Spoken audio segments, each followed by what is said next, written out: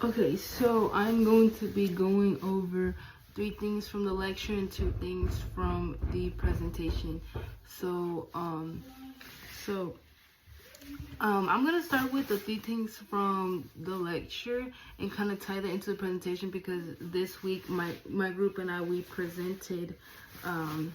So I kind of like the little back end of the case study and things like that. So if we go on to the 3 things, is antecedents, but if we diving a little deeper, 3 different points, and the first one is in like different ways to adjust the antecedents and how things are responded with that is introduce new cues or SDs, which is something cool because I've mentioned before in previous videos that I'm on RBT myself, so being able to give like new reinforcers, like different stimuli, is really important because then you get like new different results on like what are the antecedents or what causes them to do A, B, and C, and how can we maneuver that to something else, which is very, very interesting. It's very, very cool.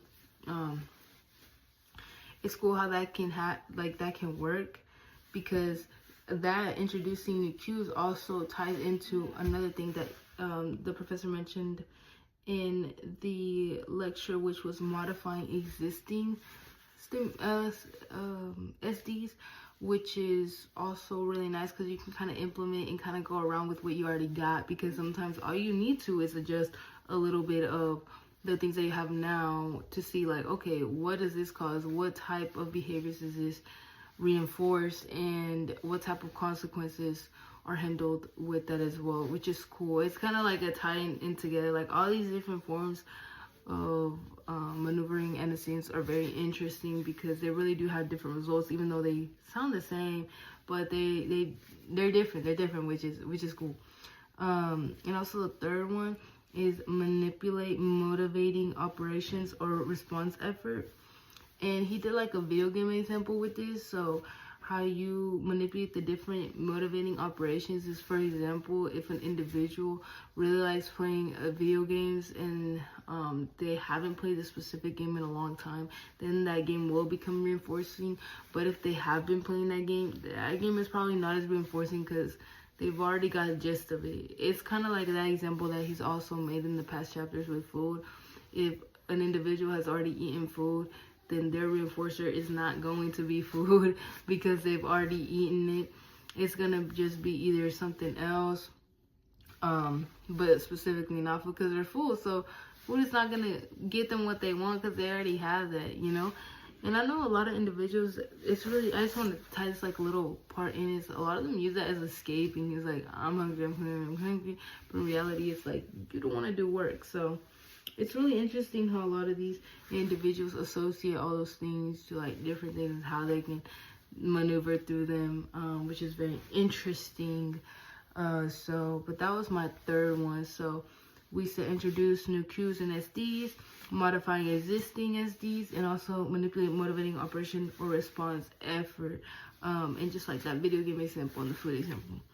And so now 2 things from the presentation.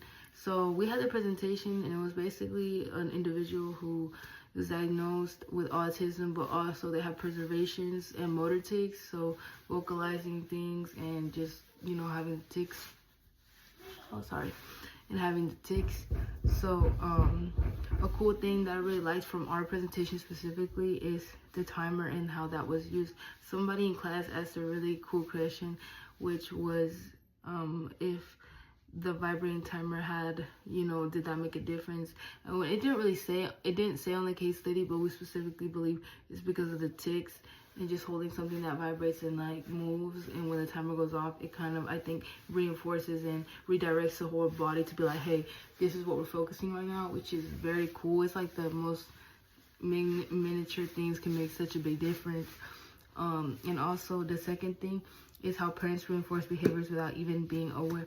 That's something that they did mention in the case study. It's very interesting how parents, they just even say your client is in behavior, or their daughter specifically was in behavior, and they would just be asking her questions. That's actually reinforcing the behavior because it's giving it some type of attention, even though it might not feel like that to us, to like neurotypical humans, but to other individuals, that's basically everything. That's all they want. They just want a sound. They just want a cue of some sort. So yeah, I thought that was very interesting, and something that I took away from that is the fact that when a kid is in behavior and you just ask questions as simple as that, that leads them more into behavior, or just reinforces that behavior, and it can quickly escalate it. So those are my 3 things from the lecture and 2 things that I took from the presentation. But yeah, I hope you guys enjoyed our presentation.